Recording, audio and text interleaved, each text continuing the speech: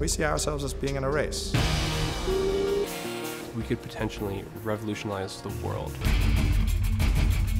This is one of the last technology frontiers that we've not explored.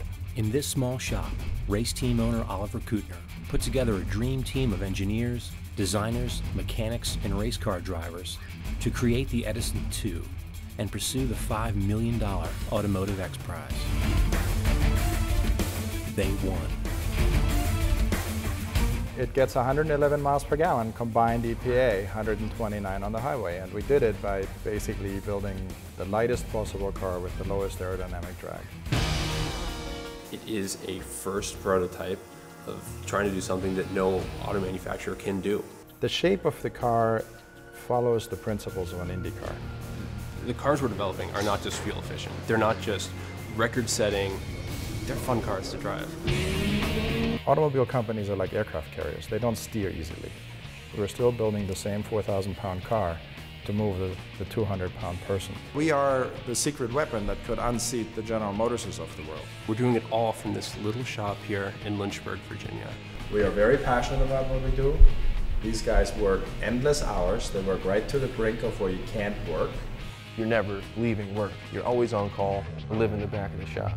That is the hardest part. I live through that door.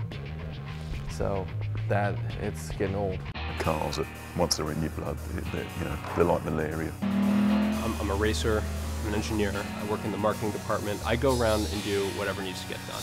Anytime you've got a high pressure environment with deadlines and very few people to cover the work, things are going to get tense. If I've made a mistake in designing something, I get to hear about it loudly. So we get a big round file or a big Makita drill, and we like to make sure they're watching when we kind of Kalashnikov the holes out. We just keep having him change his mind until what he says finally suits us. Yeah. All right. Things are always crazy and it keeps it interesting. People look at these cars and they say, oh, fragile, whatever. They don't know what they're talking about. These are race cars. Have you ever seen a race car go off course, bounce all over the place at 160 miles an hour, go, over an embankment and hit another car, and then it goes back on a racetrack and keeps going?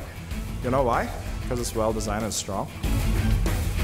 Life is not a dress rehearsal. I'm 50, and I want this thing to be a mainstream answer when I'm 55, not when I'm 75. We are beating the bushes every way we know how to raise the money to keep the lights on. There's always a politician walking in. They were at the White House the other day.